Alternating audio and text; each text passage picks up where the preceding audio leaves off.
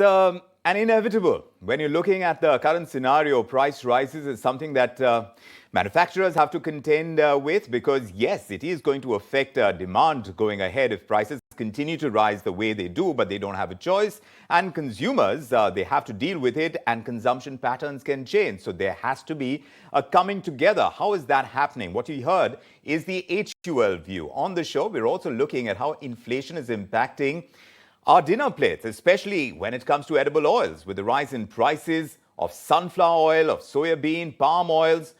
Now it seems rice bran has become this much sought after commodity. What exactly is rice bran oil?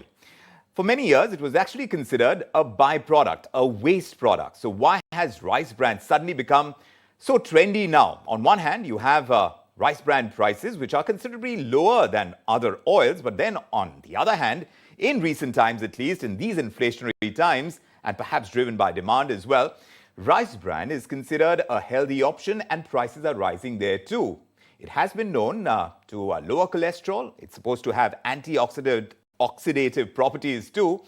But to make this kind of oil, this rice bran, bran is carefully removed from the grain. It is pressed, it is processed to squeeze the oil out. So it is a process that it goes through. And obviously, this is going to be beneficial to a certain cross-section of manufacturers.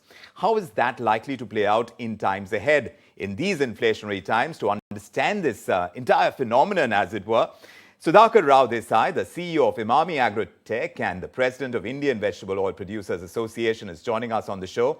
Mr. Desai, it's a pleasure having you, and we look forward to your perspective on this because it's a changing landscape, as it were, when it comes to edible oils and how the Indian market, which has always been a high demand for edible oils, is now changing track, as it were, and showing a preference for rice bran. Traditionally, India has been one of the biggest importers of vegetable oils, Mr. Desai, and now there has been this edible oil shortage because of supply disruptions, because of the war in Ukraine, because of this kind of shortage now. We're seeing that shift towards rice bran. So how natural, in your opinion, is this shift? And what is prompting this choice among consumers, in your opinion? Do you think it will sustain? Yes, thank you very much. Before I come to rice bran oil, I think I want to definitely tell a good news. In the month of June, the prices of edible oil, global prices, have retrieved a lot. In fact, there has been almost a panic selling all across the commodities. Post US Fed increase in the interest rates, you have seen many commodities on the downtrend. Let me just tell you that soybean oil, which was selling at $1,800, is now $1,400 C&F India.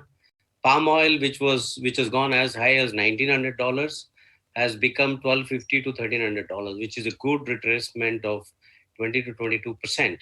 And sun oil, which you mentioned, has started trickling down. It has touched a peak of $2,100 C&F. Now it is about $1,850 to $1,900 C&F India.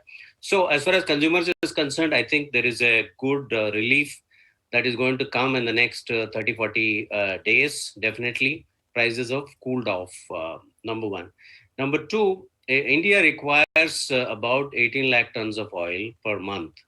That makes it annual 23 million tons. We have seen in edible oil, since the prices have gone up by 60% over year on year, consumption has definitely dropped by about 7 to 8%. We have seen that happen, which is reflective in our import numbers, as against 15.2 million tons 2-3 years ago. I think in the coming 12 months, imports will be hardly about 12.5 million tons. There is also an increase of domestic oil production, mustard, rice bran. Now coming back to rice bran oil, out of 18 lakh tons, rice bran would be about 1 lakh tons per month. Most of it goes into frying. It has replaced palm oil because, as you know, Indonesian ban on palm oil, which has been much talked about, has been relaxed in the last 1 month. And now you would be surprised to know that the Indonesian concern today has moved from the consumers to the farmers because the prices have really dropped. Yes. So that's a good news. So as far as we are concerned, palm oil is now easily available from Indonesia. During the time when it was not there, industry imported from Thailand and Yes. Malaysia. So there And is a also the shift, Indian right? muscle. I mean, it is a changing environment, Mr. Desai, and there is no doubt, even as we consider the changes in prices, that we do live in inflationary times. Plus, India has always been a very price-sensitive market. Just a moment ago, we heard the management of HUL tell us that small tinkering with prices does not really help. It doesn't help manufacturers, it doesn't help consumers. I want to understand from you what determines the choice of products that are put on shelves by Indian manufacturers. What is the thought process in boardrooms to determine strategy and what products to put out, the kind of marketing it will go with, and the kind of pricing that is associated with them in such an environment? Yeah. I just make it simple. I Yeah. think there are popular and economic brands which are very price aggressive. Then there are niche products, niche brands in the country. For example, we have launched rice bran oil about 2-3 years ago as healthy and tasty, simply because rice bran oil is a very unique oil with oryzanol content. The dark color that you see of rice bran oil is indicative of oryzanol, which has got a very high oxidative properties, and also it is very good for, it's a good frying medium. So during the time when palm oil was not available, which we spoke about, supply chain disruption from sun oil, Ukraine, and also palm oil from Indonesia, I think it is the mustard and the rice bran which has come to the rescue of the Indian supply in these times. I think we have got a good mustard oil and a decent availability of rice bran oil. We have a lot of institutional customers for namkeen and biscuits, the frying part of the, which is a very large, nearly 35-40% of the total consumption of 23 million tons. I think they all moved to rice bran oil also. And there is also, apart from 1.3 million tons availability, it has also got huge scope, India being one of the largest producer of rice bran. Yes. Which is going to be governments. We had a few meetings with the government also. Right. The focus in the next coming up national oil seed mission is going to be domestic oils. I'm sure rice bran also will be definitely one of them in terms of impetus. But Mr. Desai, what I find a little confusing over here is the fact that rice bran is this byproduct that we get in rice milling, like we were telling our viewers. If you look at it traditionally, rice bran has been used for cattle and poultry feed. It's only now in recent years that oil mills have started extracting rice oil, if I can understand this correctly. Correct me if I'm wrong. And this apparently has health benefits. You mentioned it yourself. It lowers cholesterol. I believe it has antioxidative properties.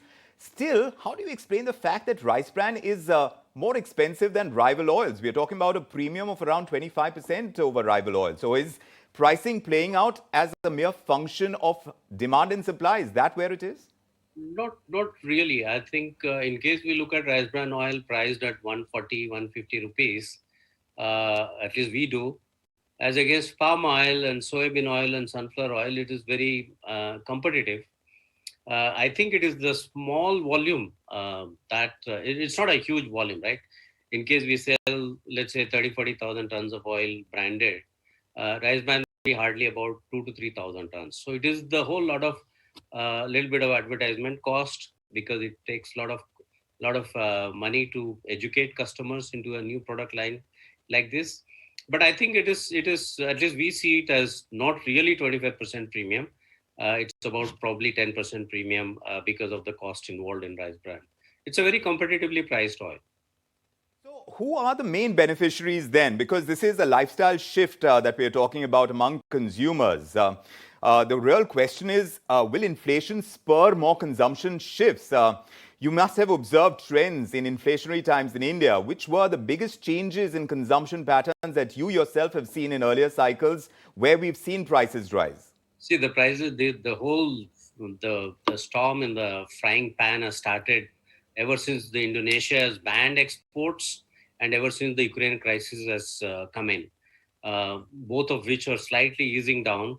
We saw consumption shift big time from palm oil to mustard oil and from palm oil to soybean oil, and both domestic and imported oil. On the institutional side, like I said, it has shifted to rice bran oil.